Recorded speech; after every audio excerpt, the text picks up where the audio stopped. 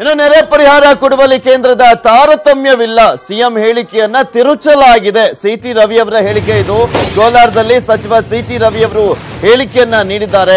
ಕೇಂದ್ರದಿಂದ ನೆರೆ ಪರಿಹಾರ ವರದಿ ತಿರಸ್ಕಾರದ ವಿಚಾರಕ್ಕೆ ಸಂಬಂಧಪಟ್ಟಂತೆ ಈಗಾಗಲೇ ಅಧಿಕಾರಿಗಳ ತಂಡ ದೆಹಲಿಯಲ್ಲಿದೆ. ಬೆಳಗಾವಿಯಲ್ಲಿ ಡಿಸಿಎಂ ಲಕ್ಷ್ಮಣ್ ಸವದಿ ಅವರು ಇನ್ನೂ ಒಂದ್ ಕಡೆ ಹೇಳಿಕೆಯನ್ನ ಕೊಟ್ಟಿರುವಂತದ್ದು. ಇದನ್ನೇ ಹೇಳ್ಕೊಂಡ್ ಬರ್ತಾ ಇದ್ದಾರೆ ಇವರು.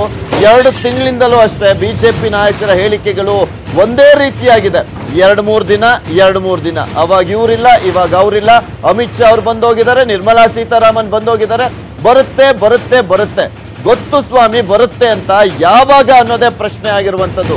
ಕೊಡ್ತಾರೆ, ಹೌದು, ಯಾವಾಗ ಕೊಡ್ತಾರೆ? ಇನ್ನೊಂದು ವರ್ಷ ಬಿಟ್ಕೊಂಡು ಕೊಡ್ತಾರ? ಹಾಗಾದ್ರೆ ಈಗ ತತ್ಕ್ಷಣಕ್ಕೆ ಬೇಕಾಗಿದೆ. ನಿಮ್ಮ ರಾಜ್ಯ ಸರ್ಕಾರದ ಖಜಾನೆನೂ ಕೂಡ ಖಾಲಿ ಮಾಡಿದ್ರ. ಯಾವಾಗ ಪರಿಹಾರವನ್ನ ಅನುದಾನವನ್ನ ತರ್ತೀರಾ ಅದನ್ನು ಮೊದಲು ಹೇಳಿ ಅಂತಾನೆ ಜನರು ಪ್ರಶ್ನೆಯನ್ನ ಮಾಡ್ತಿರೋದು. ಅವ್ರು ಹೇಳಿರೋದು ಬಿಡುಗಡೆ ಮಾಡಿರೋ ಹಣಕ್ಕಲ್ಲ, ಅವ್ರು ಕೈಮಗ್ಗದವರಿಗೆ ಕೊಡಬೇಕು ಅಂತ ಅನ್ನೋ ಪ್ರಶ್ನೆ ಬಂದಾಗ ಅವ್ರು ಹೇಳಿದ್ದಾರೆ. ಕಟ್ ಅಂಡ್ ಪೇಸ್ಟ್ ಮಾಡಿದ್ರೆ ಅಥವಾ ಅರ್ಧ ಮಾತ್ರ ತೋರಿಸಿದ್ರೆ ತಪ್ಪು ಅಭಿಪ್ರಾಯ ಹೋಗುತ್ತೆ. ಅವರು ಮಾಮುನಿಯವ್ರ ಪ್ರಶ್ನೆಗೆ ಕೈಮಗ್ಗದ ವಿಷಯಕ್ಕೆ ಹೇಳಿರೋದು. ಅದೇ ರೀತಿ ನಾನು ಚಿಕ್ಕಮಗಳೂರು ನಗರಸಭೆಗೆ ಹೆಚ್ಚುವರಿ ಹಣ ಕೊಡಬೇಕು ಅಂದ್ರೆ 5 ತಿಂಗಳು ತಡ್ಕೊ ಅಂತ ಹೇಳಿ. ಅಂದರೆ ಅತಿವೃಷ್ಟಿ ಹಾನಿಗೊಳಗಾಗಿರುವಂಥದ್ದಕ್ಕೆ ಏನು ಸಮಸ್ಯೆ ಇಲ್ಲ. ಅವ್ರು ಹೇಳಿರೋದು ಉಳಿದ ಕೆಲಸಗಳಿಗೆ. ಇನ್ನು ತಂತಿ ಮೇಲಿನ ನಡಿಗೆದ ಬಗ್ಗೆ ನೀವು ಪ್ರಸ್ತಾಪ ಮಾಡ್ತಾ ಇದ್ದೀರಿ. ಸಾರ್ವಜನಿಕ ಬದುಕಿನಲ್ಲಿ ಇರುವ ಪ್ರತಿಯೊಬ್ಬರದ್ದು ತಂತಿ ಮೇಲಿನ ನಡಿಗೆ, ನಂದು ಒಳಗೊಂಡಂತೆ ಪ್ರಧಾನಮಂತ್ರಿಗಳು ಯಾರಿಗೆ ಗುರಿ ಇರುತ್ತೋ ಅವರು ಎಚ್ಚರದಲ್ಲಿ ನಡೀತಾರೆ. ಗುರಿ ಇಲ್ಲದೆ ಇದ್ದವರು ಎಚ್ಚರ ತಪ್ತಾರೆ. ಆ ಹಿನ್ನೆಲೆಯಲ್ಲಿ ಮುಖ್ಯಮಂತ್ರಿಗಳು ಹೇಳಿದ್ದಾರೆ. ಅದಕ್ಕೋಸ್ಕರ ಸಾರ್ವಜನಿಕ ಬದುಕಿನವರು ಇರೋರು ಎಚ್ಚರದಲ್ಲಿ ಇರಬೇಕು. ಎಚ್ಚರದಲ್ಲಿ ಇದ್ದರೆ ಮಾತ್ರ ಅವ್ರ ಗುರಿ ಮುಟ್ಟೋದಕ್ಕೆ ಸಾಧ್ಯ. ಆ ಹಿನ್ನೆಲೆ ಪ್ರತಿಯೊಬ್ಬರಿಗೂ ತಂತಿ ಮೇಲೆ ನಡಿಗೆ ನಡೆಸಿ. ಈಗಾಗಲೇ ನಮ್ಮ ಅಧಿಕಾರಿಗಳ ತಂಡ ಅಲ್ಲಿ ಹೋಗಿದೆ, ಕ್ಲಾರಿಫಿಕೇಶನ್ ಅವ್ರು ಕಳಿಸಿಕೊಟ್ಟಿದ್ದೀವಿ. ಅದನ್ನೊಂದು ನಿರ್ಣಯ ಮಾಡ್ಕೊಂಡು ಬರ್ತಾರೆ. ನೋಡೋಣ, ನಾವು ಮತ್ತು ಅದ್ರ ಬಗ್ಗೆ ನಾವು ಚಿಂತನೆ ಮಾಡ್ತೀವಿ, ಮನವರಿಕೆ ಮಾಡಿಕೊಡ್ತೀವಿ. ಈಗಾಗಲೇ ನಮ್ಮ ಅಧಿಕಾರಿಗಳ ತಂಡ ಅಲ್ಲಿ ಹೋಗಿದೆ, ಕ್ಲಾರಿಫಿಕೇಶನ್ ಅವ್ರು ಕಳಿಸಿಕೊಟ್ಟಿದ್ದೀವಿ. ಅದನ್ನೊಂದು ನಿರ್ಣಯ ಮಾಡ್ಕೊಂಡು ಬರ್ತಾರೆ. ನೋಡೋಣ, ನಾವು ಮತ್ತು ಅದ್ರ ಬಗ್ಗೆ ನಾವು ಚಿಂತನೆ ಮಾಡ್ತೀವಿ, ಮನವರಿಕೆ. ನೋಡಿದ್ರಲ್ಲ, ಒಂದ್ ಕಡೆ ಸಿಟಿ ರವಿ, ಇನ್ನೂ ಒಂದ್ ಕಡೆ ಲಕ್ಷ್ಮಣ್ ಸವದಿ ಹೇಳಿಕೆ, ಇನ್ನೂ ಒಂದ್ ಕಡೆ ಈಗ ರಾಜ್ಯದ ಬೊಕ್ಕಸ ಖಾಲಿ ಆಯ್ತು ಅಂತ ಯಡಿಯೂರಪ್ಪನವ್ರು ಹೇಳಿದಾರಲ್ಲ, ಇದನ್ನ ಸಮರ್ಥನೆ ಮಾಡ್ಕೊಂಡಿದ್ದಾರೆ ಅವರ ಪುತ್ರ ವಿಜಯೇಂದ್ರ. ರಾಜ್ಯ ಬೊಕ್ಕಸ ಖಾಲಿಯಾಗಿರೋದು ಸತ್ಯ. ಸಿಎಂ ಹೇಳಿಕೆಯ ಬೆನ್ನಲ್ಲೇ ಸಿಎಂ ಪುತ್ರ ವಿಜಯೇಂದ್ರ ಸ್ಪಷ್ಟನೆಯನ್ನ ಕೊಟ್ಟಿದ್ದಾರೆ. ಸರ್ಕಾರದ ಬೊಕ್ಕಸ ಖಾಲಿಯಾಗಿದೆ ಅಂತ ವಿಜಯೇಂದ್ರ ಹೇಳಿರುವಂತದ್ದು. ರಾಜ್ಯ ಬೊಕ್ಕಸ ಖಾಲಿಯಾಗಿರೋದು ಸತ್ಯವಾಗಿದೆ. ಈ ಬಗ್ಗೆ ಅಧಿಕೃತ ಅಂಕಿಅಂಶಗಳು ನನ್ನಲ್ಲಿ ಇಲ್ಲ ಅಂತ ಕೂಡ ಹೇಳಿದ್ದಾರೆ. ಹಣವಿಲ್ಲದೆ ಯಡಿಯೂರಪ್ಪನವರು ಕೈಕಟ್ಟಿ ಹಾಕಿದಂತಾಗಿದೆ. ಯಡಿಯೂರಪ್ಪನವರ ಕೈಕಟ್ಟಿ ಹಾಕಿದಂತಾಗ್ಬಿಟ್ಟಿದೆ. ಹಣ ಇಲ್ಲದೆ ರಾಜ್ಯದ ಬೊಕ್ಕಸ ಖಾಲಿಯಾಗಿರೋದು ಸತ್ಯ ಅಂತ ವಿಜಯೇಂದ್ರ ಹೇಳಿರುವಂತದ್ದು. 5 ವರ್ಷ ಕಾಂಗ್ರೆಸ್, 1.5 ವರ್ಷ ಮೈತ್ರಿ ಹಗಲು ದರೋಡೆಯನ್ನ ನಡೆಸಿದೆ. ಇದರಿಂದ ರಾಜ್ಯದ ಬೊಕ್ಕಸ ಸಂಪೂರ್ಣ ಖಾಲಿಯಾಗಿದೆ ಅಂತ ವಿಜಯೇಂದ್ರ ಹೇಳಿರುವಂತದ್ದು. ಕೇಂದ್ರದಿಂದ ಹಣ ಬರೋದು ವಿಳಂಬವಾಗಿದೆ. ಶೀಘ್ರದಲ್ಲೇ ಪರಿಹಾರ ಬರುವಂತ ನಿರೀಕ್ಷೆ ಕೂಡ ಇದೆ. ಮೈಸೂರಿನ ವರ್ಣಾದಲ್ಲಿ ಸಿಎಂ ಪುತ್ರ ವಿಜಯೇಂದ್ರ ಹೇಳಿಕೆಯನ್ನ ಕೊಟ್ಟಿರುವಂತದ್ದು. ಒಂದು ಪ್ರಶ್ನೆಯನ್ನ ಮಾಡಬೇಕು ವಿಜಯೇಂದ್ರ ಅವರಿಗೆ. ಇಷ್ಟೊಂದು ಅರಸಾಹಸ ಪಡ್ಕೊಂಡು ನೀವು ಸರ್ಕಾರವನ್ನ ರಚನೆ ಮಾಡಿದ್ರಲ್ಲ, ಅವಾಗ ಗೊತ್ತಿರ್ಲಿಲ್ವಾ ರಾಜ್ಯದ ಬೊಕ್ಕಸದಲ್ಲಿ ಹಣ ಇಲ್ಲ ಅಂತ? ಇಷ್ಟೊಂದು ಅರಸಾಹಸವನ್ನ ಪಡಬೇಕಾಗಿತ್ತ? ಹಾಗಾದ್ರೆ ಆಪರೇಷನ್ ಕಮಲ ಬೇಕಾಗಿತ್ತ? ಇಂತಹ ಪರಿಸ್ಥಿತಿಯನ್ನ ಎದುರಿಸಬೇಕಾಗುತ್ತೆ ಅಂತ ಅರಿವಿದ ಮೇಲೆ ಯಾಕೆ ಹಾಗಾದ್ರೆ ಸರ್ಕಾರವನ್ನ ರಚನೆ ಮಾಡಿದ್ರಿ ಅನ್ನೋದು ಕೂಡ ಪ್ರಶ್ನೆ ಆಗುತ್ತೆ.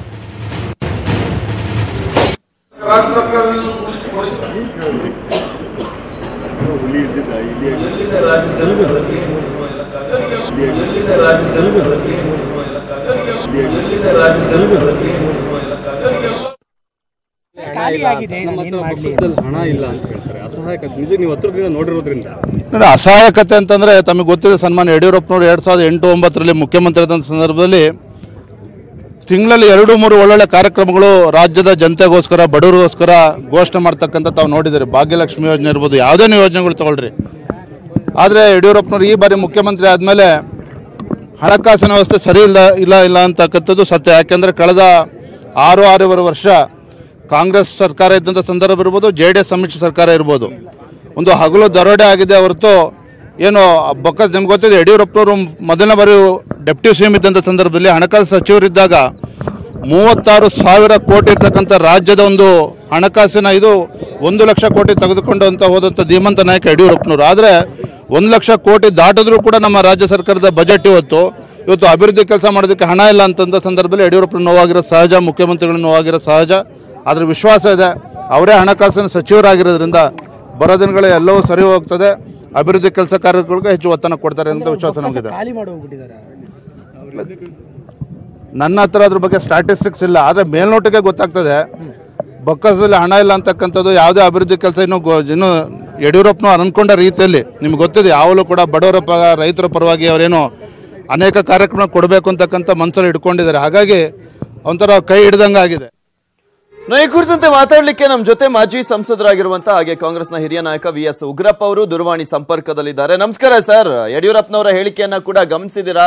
ಇನ್ನೊಂದ್ ಕಡೆ ವಿಜೇಂದ್ರ ಅವರು ಕೂಡ ಅದು ಸತ್ಯ, ಖಾಲಿಯಾಗಿದೆ ಖಜಾನೆ ಅಂತ ಹೇಳ್ತಾರೆ. ಇದೆಲ್ಲದಕ್ಕೂ ಕಾರಣ ಕಾಂಗ್ರೆಸ್ ಮತ್ತು JDS ಅನ್ನೋದು. ನೋಡಿ, ಒಂಥರ ಹಳ್ಳಿ ಕಡೆ ಒಂದು ಗಾದೆ ಇದೆ, ಕುಣಿಲಾರದ ನಟಿ ನೆಲಡೊಂಕು ಅಂತ ಹೇಳಿ. ಹಾಗೆ ಆಡಳಿತ ನಡೆಸಲಿಕ್ಕೆ ಯೋಗ್ಯತೆ ಇಲ್ಲದೆ ಇರುವಂತ ಜನ ಮತ್ತು ಪಕ್ಷ ಈ ರೀತಿಯ ಮಾತುಗಳನ್ನ ಆಡ್ತಾರೆ. ಯಾವುದೇ ಕಾರಣ ಖಜಾನೆನಲ್ಲಿ ಶೇಖರಿಸಿಟ್ಟಿರಲ್ಲ ಹಣ. ಸೊ ಏನಿದ್ರು ಸಹ ರೆವಿನ್ಯೂ ಜನರೇಟ್ ಮಾಡತಕ್ಕಂತ ಪ್ರವೃತ್ತಿಯನ್ನ ಸರ್ಕಾರಗಳು ಮಾಡಬೇಕಾಗತ್ತೆ. ಆ ಹಣ ಜನರೇಟ್ ಆಗಿರ್ತಕ್ಕಂಥದನ್ನ ಜನರ ಅಭಿವೃದ್ಧಿಗೋಸ್ಕರ ಬಳಸ್ತಕ್ಕಂಥದನ್ನ ಆಗಬೇಕು. ಇಲ್ಲಿವರೆಗೂ ಭಾರತೀಯ ಜನತಾ ಪಾರ್ಟಿಯ MP-ಗಳು ನನ್ನ ಹೆಸರುಗಳು ಹೇಳಲಿಕ್ಕೆ ಹೋಗುದಿಲ್ಲ, ಏನೆಲ್ಲ ಮಾತನಾಡಿದ್ರು. ಎಲ್ಲಾರನ್ನೂ ಸೇರ್ಸಿ ಹೇಳಿ ಸರ್, 25 ಜನ ಅಂತ ಕೌಂಟ್ ತಗೊಳ್ಳಿ. ಕೇಂದ್ರ ಸರ್ಕಾರದ ಹಣ ಅವಶ್ಯಕತೆ ಇಲ್ಲ, ರಾಜ್ಯ ಸರ್ಕಾರದಕ್ಕೆ. VS ಉಗ್ರಪ್ಪನವರೇ ಹಾಗೆ ಸಂಪರ್ಕದಲ್ಲಿರಿ. ನಮ್ಮ ಜೊತೆ ಮಾಜಿ ಸಚಿವರಾಗಿರುವಂತಹ ರೇಣುಕಾಚಾರ್ಯ ಅವರು ದೂರವಾಣಿ ಸಂಪರ್ಕದಲ್ಲಿದ್ದಾರೆ. ನಮಸ್ಕಾರ ಸರ್. ನಮಸ್ತೆ, ಹೇಳಿ. ವಿಜೇಂದ್ರ ಅವರು ಹೇಳ್ತಾರೆ ಸರ್ಕಾರ ಖಜಾನೆ ಖಾಲಿ ಆಗಿದೆ. ಹೌದು, ಏಕೆಂದ್ರೆ ಕಾರಣ ಕಾಂಗ್ರೆಸ್ JDS ಪಕ್ಷದಿಂದನೇ ಅಂತ. ನೋಡಿ, 14 ತಿಂಗಳು ರಾಜ್ಯದಲ್ಲಿ ಸಮ್ಮಿಶ್ರ ಸರ್ಕಾರ JDS ಕಾಂಗ್ರೆಸ್ ಆಡಳಿತ ಮಾಡಿ ರಾಜ್ಯದ ಖಜಾನೆ ಲೂಟಿ ಮಾಡಿದ್ದಾರೆ. ಹಾಗಾಗಿ ಹಣಕಾಸಿನ ಸಂಪನ್ಮೂಲವನ್ನು ಕ್ರೋಢೀಕರಿಸಿ ಮುಖ್ಯಮಂತ್ರಿಯವರು ಹಣವನ್ನ ಬಿಡುಗಡೆ ಮಾಡ್ತಾ ಇದಾರೆ. ನೀವು ಸುಮ್ನೆ ಇದನ್ನ ರಾಜಕಾರಣ ಮಾಡಿಕೊಡೋದ್ರೆ ಕಾಂಗ್ರೆಸ್ JDS ಅವರು ಇದು ರಾಜಕಾರಣ ಮಾಡೋ ಅವಶ್ಯಕತೆ ಇಲ್ಲ. ಆದಷ್ಟು ಈಗಾಗಲೇ ರಾಜ್ಯ ಸರ್ಕಾರ ಈ ನಿಟ್ಟಿನಲ್ಲಿ ಮಾನ್ಯ ಮುಖ್ಯಮಂತ್ರಿಗಳು ಪ್ರವಾಸ ಮಾಡಿರೋದ್ರ ಬಗ್ಗೆ ಕ್ರಮ ತೆಗೆದುಕೊಂಡ್ರೆ. ಏನ್ ಹೇಳ್ತೀರಾ? ಉಗ್ರಪ್ಪನವರು ಸಂಪರ್ಕದಲ್ಲಿದ್ದಾರೆ, ಕೇಂದ್ರದಿಂದ ಸಹ ಹಣ ಬಿಡುಗಡೆ ಆಗುತ್ತೆ. ಅದ್ರ ಬಗ್ಗೆ ಜನರ ಜೊತೆನಲ್ಲಿ ಯಾಕ್ರಿ ಇದ ಮಾಡ್ತೀರಿ? ನಾನು ಸ್ಪಷ್ಟಪಡಿಸ್ತೇನೆ, ರಾಜಕಾರಣದ ವ್ಯವಸ್ಥೆ ಗೊತ್ತಿದ್ರೆ ಎಲ್ಲಿ ಹಣ ಹೇಗೆ ಜನರೇಟ್ ಆಗುತ್ತೆ, ಹೇಗೆ ರೆವಿನ್ಯೂ ಜನರೇಟ್ ಮಾಡಬೇಕು ಅನ್ನೋದ್ರ ಅರಿವಿಲ್ದೆ ಇರುವಂತವ್ರ ಜೊತೆನಲ್ಲಿ ನಾನು ಮಾತನಾಡ್ಲಿಕ್ಕೆ ಹೋಗುದಿಲ್ಲ. ನಾನು ಇಷ್ಟೇ ಹೇಳ್ತೇನೆ, ಯಾರಾದ್ರೂ ಲೂಟಿ ಮಾಡಿದ್ರೆ ಆ ಲೂಟಿ ಮಾಡಿರುವಂತವ್ರ ಬಗ್ಗೆ ಕ್ರಮ ಜರುಗಿಸ್ಲಿ, ನಮ್ದೇನು ಅಭ್ಯಂತರ ಇಲ್ಲ.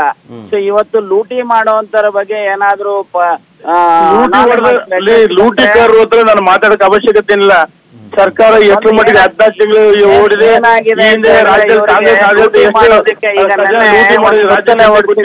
ಸರ್ಕಾರ ನನಗೂ ಇಲ್ಲ. ಏನಾಗಿದೆ ಅಂತ ಹೇಳಿದ್ರೆ ಜನರು ಇವರ ಯಾವ ರೀತಿ ಬೋಟ್ ಓಡ್ಸಕ್ ಹೋಗಿದ್ರು ಅನ್ನೋದನ್ನ ಜನಕ್ಕೆ ಗೊತ್ತಿದೆ. ರಾಜ್ಯದ ಜನರಿಗೆ ಎಲ್ಲಿ ಪ್ರವಾಹದ ನೀರೇ ಇಲ್ವೋ ಅವ್ರಿಗೆ ಹೇಗೆ ನಾಟಕ ನೋಡಿಲ್ವೇ? ನಾನು ಜನರಿಗೆ ಏನಾಗಿದೆ, ಸರ್ಕಾರ ಮನುಷ್ಯತ್ವನೇ ಇಲ್ಲ, ಬಿಜೆಪಿನವರಿಗೆ ಮನುಷ್ಯತ್ವನೇ ಇಲ್ಲ, ಅವರಿಗೆ ಜನರ ಕಷ್ಟಗಳ ಗೊತ್ತಿಲ್ಲ. ಈಗ ಈ ತರದ ಉತ್ತಮ ಜನದ ಮಾತುಗಳನ್ನ ಆಡೋದು ಮಾತ್ರ ಅವ್ರಿಗೆ ಗೊತ್ತಿಲ್ಲ. ಇವರಿಗೆ ಉತ್ತಮ ಮಾತುಗಳು ಆಡೋದು ಸಮಸ್ಯೆಗಳಿಗೆ ಸ್ಪಂದಿಸೋದನ್ನ ಮೊದಲು ಕರೀರಿ, ಜನರ ಸಮಸ್ಯೆಗಳಿಗೆ ಸ್ಪಂದಿಸೋದನ್ನ ಕರೀರಿ. ಜನರ ಸಮಸ್ಯೆ ಅಂತಂದು ನೀವು ವಿಧಾನ ಪರಿಷತ್ ಹಿಂಭಾಗದಿಂದ ಬಂದು ರಾಜಕಾರಣ ಮಾಡೋ ಹೇಳೋ ಅವಶ್ಯಕತೆ ಇಲ್ಲ ನನಗೆ. ನಿಮಗೆ ಬಾಯಿಗೆ ಬಂದಲ್ಲಿ ಮಾತಾಡಕ್ ಹೋಗ್ಬೇಡಿ. ನಾನು ಬಾಯಿಗೆ ಬಂದ ಮಾತಾಡ್ತಲ್ಲ, ಯಾರು ಬಾಯಿಗೆ ಬಂದ ಮಾತಾಡ್ತಾರೆ? ನೀವು ಏನ್ರಿ ಮಾತಾಡ್ತೀರಿ? ನೀವು ಮಾತಾಡ್ತೀರಿ? ಜನರಿಂದ ಗೆದ್ಬಂದು ಮಾತಾಡಕ್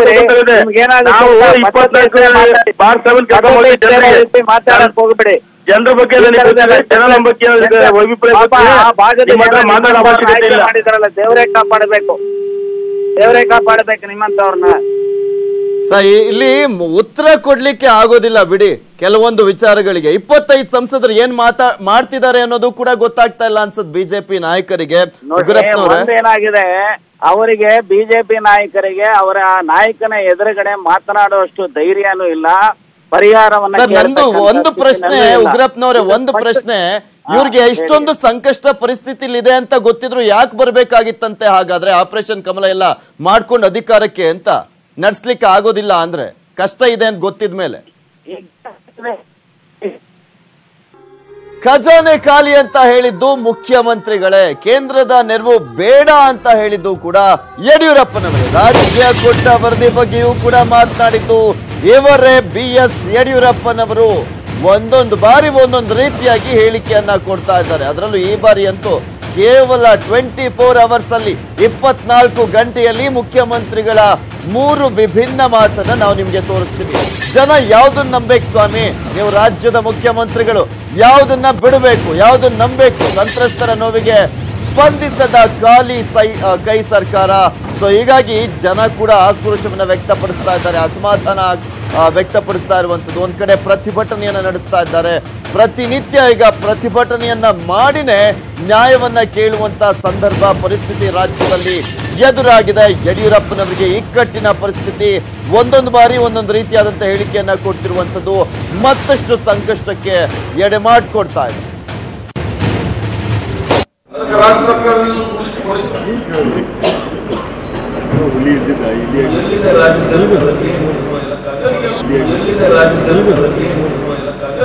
ಹಣ ಬಿಡುಗಡೆ ಆಗುತ್ತೆ ಆ ವಿಶ್ವಾಸ ನನಗಿದೆ. ಮತ್ತು ಅಲ್ಲಿವರೆಗೂ ನಾವು ಕಾದಿಲ್ಲ. ರಾಜ್ಯ ಸರ್ಕಾರ ಸುಮಾರು 3,000 ಕೋಟಿ ಬಿಡುಗಡೆ ಮಾಡಿ ಕೆಲಸಗಳನ್ನು ಪ್ರಾರಂಭ ಮಾಡಿದ್ದೇವೆ. ಅಗತ್ಯ ಇದ್ದರೆ ಬೇರೆ ಕೆಲಸ ನಿಲ್ಲಿಸಿ ಹಣವನ್ನು ಬಿಡುಗಡೆ ಮಾಡ್ತೇವೆ.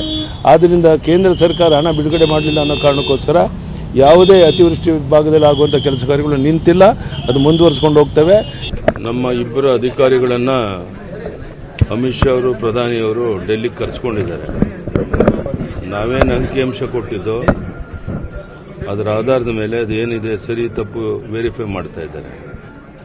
ನಮ್ಮ ಕೇಂದ್ರದ ನಮ್ಮೆಲ್ಲ ಸಚಿವರು ಕ್ಯಾಬಿನೆಟ್ ಅದರ ಬಗ್ಗೆ ಪ್ರಸ್ತಾಪ ಮಾಡಿದ್ದಾರೆ. ಈ ದೇಶದ ಅನೇಕ ರಾಜ್ಯಗಳು ಇದೇ ಪರಿಸ್ಥಿತಿ ಇದೆ. ಎಲ್ಲಕ್ಕೂ ನನ್ನ ಪ್ರಕಾರ ಇನ್ನು 3-4 ದಿವಸದಲ್ಲಿ ಹಣವನ್ನು ಬಿಡುಗಡೆ ಮಾಡ್ತಾರೆ.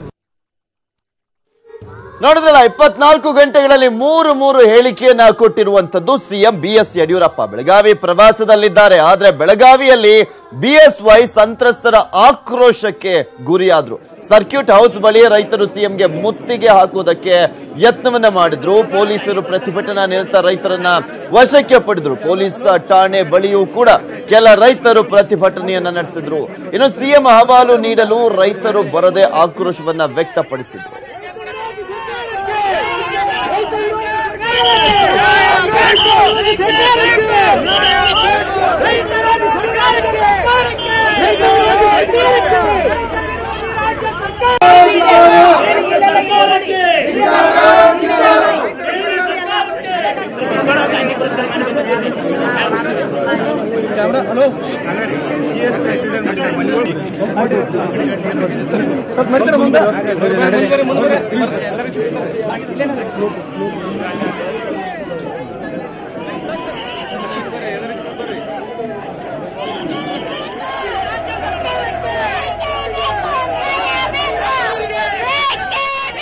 ರೈತ ಅಥಣಿಯತ್ತ ತೆರಳ್ತಾ ಇರುವಂತ ಸಿಎಂಗೆ ದರೂರದಲ್ಲಿ ಪ್ರತಿಭಟನೆಯ ಬಿಸಿ ತಟ್ಟಲಿದೆ. ಹೀಗಾಗಿ ಸಿಎಂ ಬರುವಂತ ಮುಂಚೆನೆ ಪೊಲೀಸರು ದರೂರ ಅಂಗಡಿ ಮುಂಗಟ್ಟುಗಳನ್ನ ಬಂದ್ ಮಾಡಿಸಿದ್ದಾರೆ.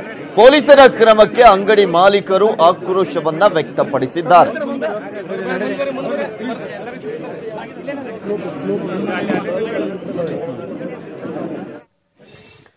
ಸರ್ಕಾರ ಆರ್ಥಿಕ ದಿವಾಳಿ ಅಂತ ಒಪ್ಪಿಕೊಂಡಿದ್ದೀರಾ?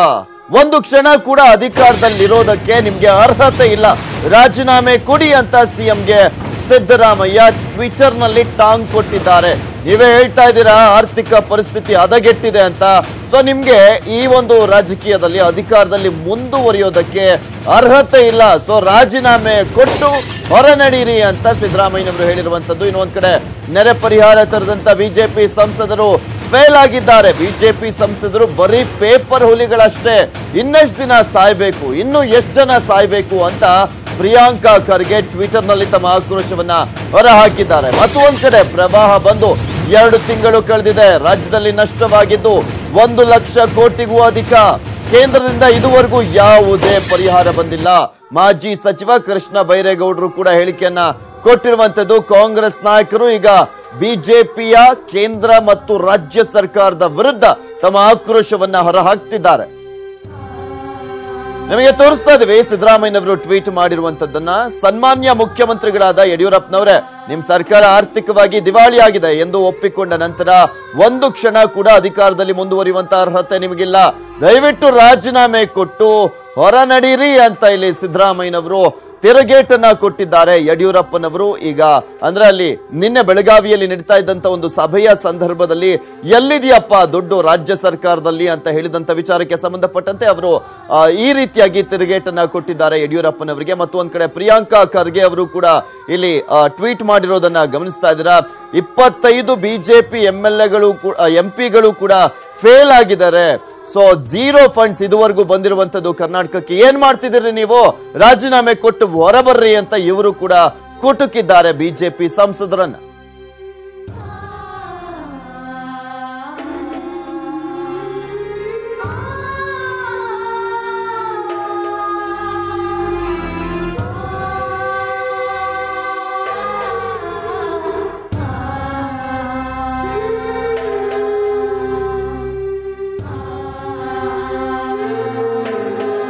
ಗಮನಿಸ್ತಾ ಇದ್ದೀರಾ ಪ್ರಿಯಾಂಕಾ ಖರ್ಗೆ ಅವರ ಟ್ವೀಟ್ ಅನ್ನ. Our strong battalion of Karnataka BJP MPs have failed our farmers ಅಂತ. ಅಂದ್ರೆ ಇಲ್ಲಿ ಪ್ರಮುಖವಾಗಿ 25 ಜನ ಸಂಸದರು ಇದಿರಲ್ಲಪ್ಪ, ಏನ್ ಮಾಡ್ತಾ ಇದ್ದೀರಾ? ಫೇಲ್ ಆಗಿದ್ದೀರಾ. ರೈತರ ಕಷ್ಟದಲ್ಲಿ ಭಾಗಿಯಾಗುವಂತ ವಿಚಾರಣೆ ಆಗಿರ್ಬೋದು, ಪರಿಹಾರವನ್ನ ತರುವಂತ ವಿಚಾರಣೆ ಆಗಿರ್ಬೋದು, ನೀವೆಲ್ಲರೂ ಕೂಡ ಫಂಡ್ಸ್ ಅನ್ನ ತರೋದ್ರಲ್ಲಿ ಸಂಪೂರ್ಣವಾಗಿ ವಿಫಲರಾಗಿದ್ದೀರಾ.